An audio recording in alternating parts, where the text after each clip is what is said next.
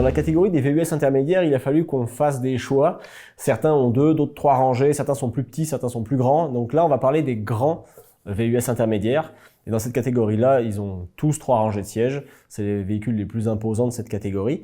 Les premiers, on a hésité à les laisser à leur place parce que pas d'hybridation, mais on les a quand même laissés pour l'ensemble de l'œuvre. C'est le Hyundai Palisade et le Kia Telluride. Hyundai Palisade, Kia Telluride, qui ont un seul moteur, comme tu as dit, le 3.8 litres, le 6 cylindres. C'est un moteur qui est là depuis le début, qui a fait le travail, somme toute, qui a prouvé quand même une certaine fiabilité. Les gens aiment ce moteur-là. Donc, on s'attend à ce qu'à un moment donné, du côté de ces deux véhicules-là, il y a une hybridation, mais pour le moment, c'est la seule motorisation disponible. Beaucoup d'espace, une belle finition du côté de Kia et Hyundai, une bonne capacité de chargement aussi, une bonne capacité de remorquage, comme c'est nécessaire dans ce segment-là, pas seulement pour le Kia Telluride, mais également pour le Hyundai Palisade. 5 000 livres, c'est ce qui se fait dans la moyenne de la catégorie. 5 500 pour le Telluride X-Pro, qui est la version aventurière, un petit peu plus baroudeuse que le Palisade. Après, la différence va se faire essentiellement esthétiquement. Est-ce qu'on préfère le look du Telluride du Palisade? Parce que techniquement, c'est des véhicules qui sont vraiment très proches. Il y a plus de chrome, c'est un petit peu plus, disons, chargé esthétiquement chez Hyundai. Un peu plus aventure, en tout cas, ça se veut plus aventurier chez Kia, c'est au choix. Mais dans les deux cas, pas de mauvais choix et comme tu disais, effectivement, pas d'hybridation pour l'instant. Peut-être pour la prochaine génération qu'on attend pour 2026, mais pour l'instant, rien à l'horizon. Et en deuxième position, c'est des véhicules qui, eux, ont beaucoup d'hybridation à l'inverse. C'est les Toyota Highlander et Grand Highlander.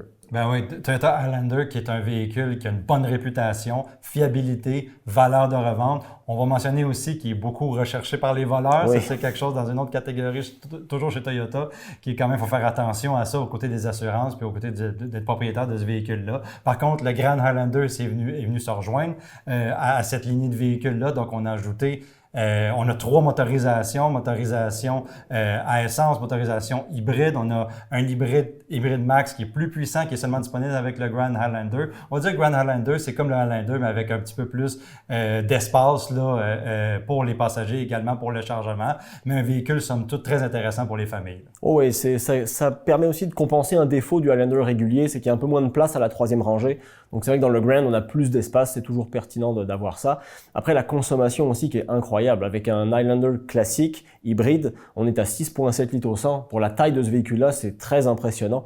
Et même avec un Grand, avec le moteur max, on est à moins de 9 litres. C'est un véhicule qui fait plus de 360 chevaux. C'est quand même impressionnant d'avoir aussi peu de carburant consommé par rapport au format de ces véhicules. C'est des véhicules vraiment intéressants. Attention au vol, comme tu disais.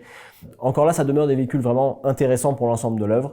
Et en 3e position, on retrouve un véhicule chez Mazda, le CX-90. Ah oui, chez Mazda, on est reconnu pour la qualité de fabrication, la finition à l'intérieur. Puis quand on conduit un CX-90, c'est pratiquement un véhicule de luxe. Là. Ouais. On compromet du côté de ces véhicules-là espace de chargement, l'espace pour les passagers également, peut-être un peu sur l'ergonomie aussi, certains systèmes qu'on aime moins chez Mazda. Par contre, la finition, le confort, puis aussi l'agrément de conduite du côté du CX-90, on a ramené la technologie en 2024 là, pour le 6 cylindres en ligne. C'est un 3.3 litres avec une composante hybride qui offre quand même une bonne performance. On trouve qu'il y a des petites hésitations aussi avec la transmission avec ce moteur-là, puis également avec le deuxième moteur disponible qui est un hybride rechargeable basé sur le 2.5 litres turbo compressé. On se plaint un peu de la performance de la transmission. Par contre, côté conduite, là, c'est vraiment un beau travail là, du côté de chez Mazda. Oh, et c'est un des véhicules les plus agréables à conduire dans cette catégorie-là, comme souvent chez Mazda, qui pousse toujours sur l'agrément de conduite